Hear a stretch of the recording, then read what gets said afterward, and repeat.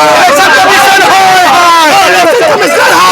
Commission vote चोरी बंद करो। राहुल गांधी जिंदाबाद। अरे वोट चोरी बंद करो। अरे लोकतंत्र की हत्या करना बंद करो। नरेंद्र मोदी शर्म करो। अरे शर्म नहीं तो डूब मरो। वोट चोरी करके प्रधानमंत्री बनना बंद करो। अरे इलेक्शन कमीशन का गलत फायदा उठाना बंद करो। Election commission election commission election commission vote চুরি করছে তার বিরুদ্ধে আমরা আজকে প্রোটেস্ট করেছি রাজভবনে। আমাদেরকে কলকাতা পুলিশ অ্যারেস্ট করছে, আমাদের নেতা রাহুল গান্ধীকে অ্যারেস্ট করা হচ্ছে কালকে। আমাদের এটা আমাদের অপরাধ, ভোট চুরির জন্য আমরা আওয়াজ তুলছি। তাই জন্য আমাদেরকে हम लोग ये बोलना चाहते हैं जैसे हमारे 300 MP को अरेस्ट किया गया दिल्ली में, आज हम लोग यहाँ वही प्रोटेस्ट किया और कोलकाता पुलिस हम लोग अरेस्ट करके लेके जा रहा है। हम लोग का आंदोलन कांग्रेस की तरफ से आज राजभवन का घेराव किया गया और मुद्दा था SIR। कांग्रेस पार्टी का मानना है कि जिस तरह से दिल्ली में राहुल गांधी को डिटेन किया गया, लगभग 300 जो माननीय सदस्य थे, लोकसभा के सदस्य थे, उन लोगों को जिस तरह से डिटेन करके वहां पर अरेस्ट किया गया था, उसी के विरोध में आज पश्चिम बंगाल का नेतृत्व शुभंकर सरकार के नेतृत्व में आज राजभवन का घेराव किया गया SIR मुद्दे को लेकर। और शुभंकर सरकार का मानना है कि जिस तरह से मोदी सरकार और central government including supreme court जिस तरह से SIR मामले में तानाशाही का रवैया अपना रही है, उसको बंगाल में किसी भी हालत में लागू नहीं होने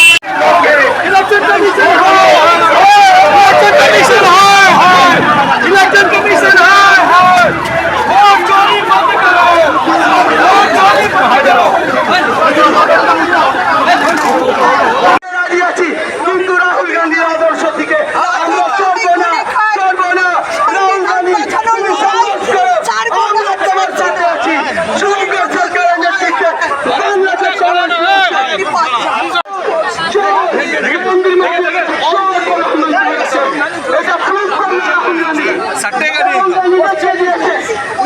भवन घेराव आज वोट जो चोरी करके मोदी सरकार जो आज पूरे हिंदुस्तान को बर्बाद कर रही है, हमारे राहुल गांधी ने पूरा वोट चोरी का सबूत दिया है, पूरे पूरे हिंदुस्तान को दिखाया है।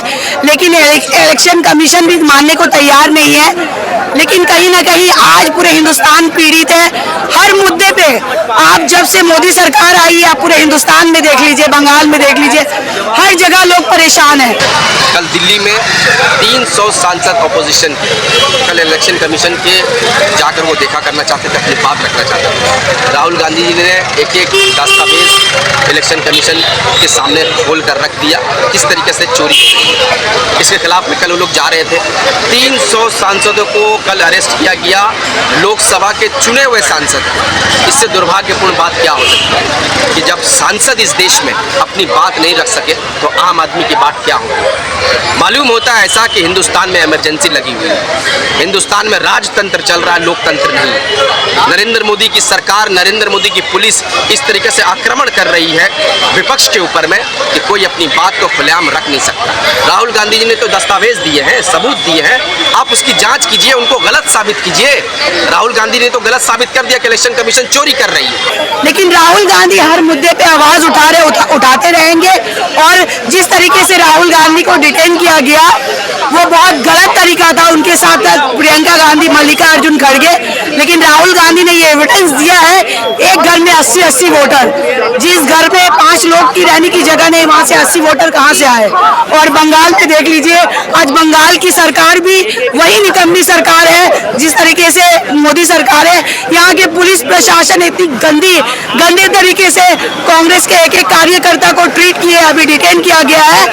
मतलब ये ऐसी गंदी राजनीति चल रही है कि आम जनता को अगर हक की आवाज उठाएगा तो उसके लिए कुछ नहीं है, उसको मारा जाएगा, उसका पैर खींचा जाएगा, उसका मर्डर करवा दिया जाएगा। यही राजनीति चल रही है। मगर राहुल गांधी हर मुद्दे पे आवाज उठा रहे हैं। हम राहुल गांधी के साथ हैं और आखिरी सांस तक हम कांग्रेस के एक एक सिपाही लड़ते रहेंगे। सुप्रीम कोर्ट का जजमेंट आ चुका है, हम लोग लॉ को मानते हैं। और दूसरी बात है, SIR जो लाया है, पहले तो डिमांड ये है कि मोदी सरकार, मोदी जी और ममता बनर्जी अपना बर्थ सर्टिफिकेट सामने लेकर आए, उसके बाद हम पब्लिक से डिमांड करेंगे कि आप अपना बर्थ सर्टिफिकेट, क्योंकि आप इतने साल से जो राजनीति कर रहे हैं पद पे बैठ के, कोई अपने आप को बादशाह, कोई अपने आप को रानी समझ रही है, तो इन्हीं जनता के वोट से बनी है।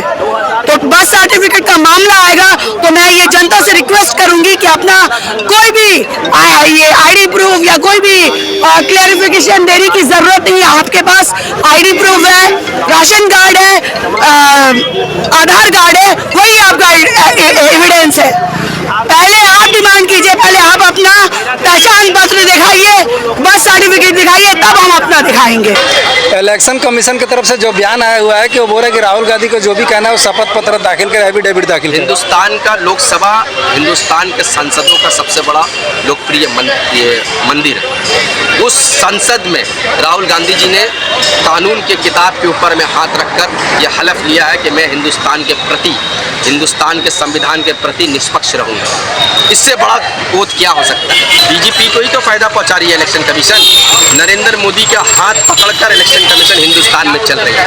एक वक्त होता था कि इलेक्शन कमीशन हिंदुस्तान में निष्पक्ष चुनाव कराया करती थी, लेकिन आज वो वक्त नहीं है। Election commission Bharatiya Janata party का हाथ पकड़कर हिंदुस्तान में चल रही है। इलेक्शन कमीशन अगर निष्पक्ष होती तो राहुल गांधी ने जो दस्तावेज दिए, जो इल्जामात लगाए, जो सबूत उन्होंने दिया, उसका जांच कराती। राहुल गांधी को गलत साबित कीजिए, जो सबूत उन्होंने दिखाया है उसको आप गलत साबित करके दिखाइए।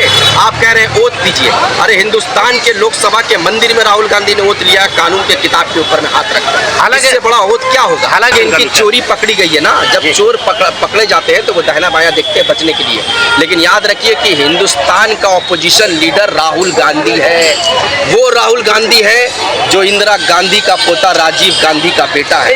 उस गांधी परिवार का इतिहास रहा है कि हिंदुस्तान में महात्मा गांधी के नेतृत्व में अंग्रेजों को भगाने का काम किया था। आज राहुल गांधी के नेतृत्व में चोरों को भगाने का काम कर रहे हैं। इस प्रोटेस्ट हिंदुस्तान के संविधान को बचाने के लिए किया जा रहा है। और आप और हम जो आज अपने आप को लोकतंत्र में कहते हैं कि हम अपना वोट चाहे किसी को भी डाल सकते हैं, इसके लिए ये लड़ाई हो रही है। आपका वोट, हमारा वोट आज चोरी कर लिया जा रहा है। आप नहीं चाहते कि हिंदुस्तान के प्रधानमंत्री नरेंद्र मोदी बने, लेकिन वो बन रहे हैं। कैसे बन रहे हैं? इसी तरीके से चोरी करके। 25 लोकसभा सीट सिर्फ ज़्यादा से आज वो हिंदुस्तान का प्रधानमंत्री है।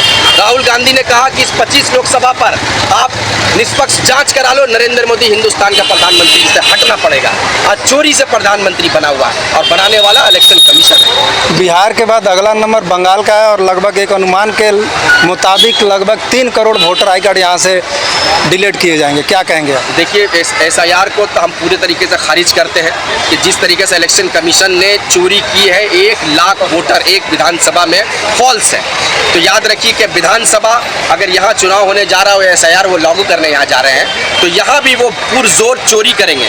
इसीलिए हम आंदोलन कर रहे हैं कि इलेक्शन कमीशन अब निष्पक्ष इलेक्शन कमीशन नहीं रहा। इलेक्शन कमीशन अब चोर इलेक्शन कमीशन हो गया है। इसीलिए सुप्रीम कोर्ट में हम लोगों ने मामला दायर किया है कि SIR जो यहाँ पे करेंगे, ये जाहिर से बात है उन लोगों का वोट काटा जाएगा जो वोट भारतीय जनता पार्टी जिसका डर है। हिंदुस्तान में लोकतंत्र में हमें यह अधिकार है और राहुल गांधी जी ने यह साबित कर दिया कि इलेक्शन कमीशन ने चोरी की है। दस्तावेज है हमारे पास, हम दस्तावेज के बुनियाद पर बोल रहे हैं कि इलेक्शन कमीशन ने चोरी की है। उनको अगर निष्पक्ष होते, वो ईमानदार होते, तो वो एक ऑर्डर कराते, जांच कराते, उस विधानसभा में, उस एक विधानसभा एक बूथ में जांच कराकर अपने आप को सही साबित करते। लेकिन कैसे साबित करेंगे? आपका डाटा है, आपके डाटा से राहुल गांधी जी ने चोरी पकड़ी है। राहुल गांधी जी का डाटा नहीं है, इलेक्शन कमीशन का डेटा है। इलेक्शन कमीशन का डेटा में चोरी पकड़ी गई और इलेक्शन कमीशन अपना पल्लू झाड़ने का काम कर रहा है। बंगाल में आप लोग क्या SIR का विरोध करेंगे? बिल्कुल पुरजोर तरीके से विरोध होगा, क्योंकि इलेक्शन कमीशन पर अभी हमें भरोसा नहीं है। 2024 में जो लोकसभा का चुनाव हुआ, हिंदुस्तान का प्रधानमंत्री राहुल गांधी होता, हिंदुस्तान में कांग्रेस पार्टी की सरकार होती, लेकिन इसी तरीके से अलग अलग विधानसभा में वोट चोरी कर हिंदुस्तान का प्रधानमंत्री इलेक्शन कमीशन ने भारतीय जनता पार्टी का बनाया। इलेक्शन कमीशन ने बनाया, जनता का ये मैंडेट नहीं है। ये इलेक्शन कमीशन ने चोरी करके हिंदुस्तान के प्रधानमंत्री नरेंद्र मोदी को बनाया। इसीलिए हम सारे लोग विरोध कर रहे हैं और हमारी लड़ाई अंतिम तक जारी रहेगी कि जब तक ये नोट चोरों को हम लोग जेल के पीते नहीं ठगे। सैकड़ों लोगों का डिटेन किया गया, डेटा अभी तक पूरा आया नहीं है। कई गाड़ियों में महिलाओं को घसीट कर ले गया गया है, किसी के पैर को लाठी से मारा गया है, किसी का कोई जख्मी हो गया है। बहुत सैकड़ों के तादाद में आज यहाँ पर लोगों को, कांग्रेस पार्टी के लोगों को पुलिस ने अरेस्ट किया है। हम इसकी पुरजोर निंदा करते हैं। उसी तर्ज पर ही बंगाल की पुलिस दिल्ली पुलिस के साथ चल रही है। लोकतंत्र में सबका अधिकार है। हम राजभवन आए अपनी बात रखने के लिए। हजारों के तादाद में हमारे साथ लोग आ सकते हैं, शांतिपूर्वक हम लोग यहाँ पर आए। कोई लाठी डंडा लेकर नहीं आए, लेकिन पुलिस ने लाठी बरसाई। पुलिस ने हमारे लोगों को लाठी बरसाई, बिल्कुल लाठी बरसाई, और हमारे लोगों को पैर में चोट भी लगा, एक लोग हॉस्पिटल में भी गए। तो इस तरीके से, जिस तरीके से ये आक्रमण कर रहे हैं, यह हिंदुस्तान में क्या इमरजेंसी लगी हुई है? या हिंदुस्तान में लोकतंत्र नहीं है? हिंदुस्तान में राजतंत्र चल रहा है कि एक बादशाह, एक राजा हुक्म करता है दिल्ली से और हिंदुस्तान की जनता को मारा जाता है।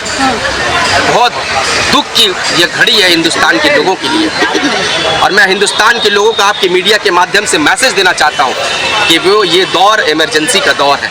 क्योंकि वो बार बार एक ही मुद्दा उठा रहे हैं, वो है बिहार का, कि जिस तरह से बिहार में लगभग 65 लाख वोटर आई कार्ड को कंटिन्यू डिलीट कर दिया गया है, उस तरह से अगला नंबर इलेक्शन कमीशन के अनुसार पश्चिम बंगाल का होने वाला है, और एक अनुमान के मुताबिक लगभग 3 करोड़ वोटर यहाँ से डिलीट किए जाएंगे। इसी का डर सता रहा है, और इसी को लेकर तमाम विपक्ष दल जो है वो मोदी सरकार और केंद्र सरकार के ऊपर हावी है।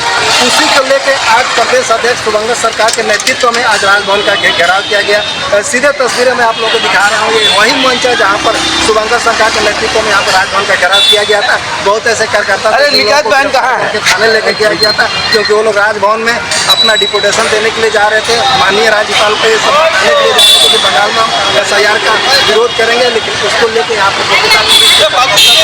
यहीं पर राजभवन के सामने रोक दिया गया। सीधे फुटेज आपको दिखाना है, ये वही तस्वीरें है जहाँ पर राजभवन के सामने कांग्रेस कार्यकर्ता लगातार विरोध प्रदर्शन कर रहे हैं। आप तस्वीरें में कैसे देख पा रहे हैं कि यहाँ पर जब राजभवन में उन लोगों को ढुकने नहीं दिया गया तो वो लोग रास्ते पे ही बैठ गए, लेकिन फिर भी कोलकाता पुलिस ने उन लोगों को उठा के ज़बरदस्ती थाने में लेके गई है।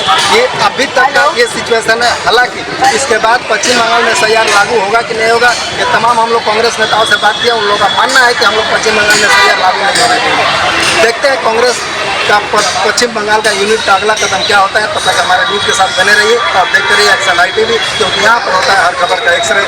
नमस्कार।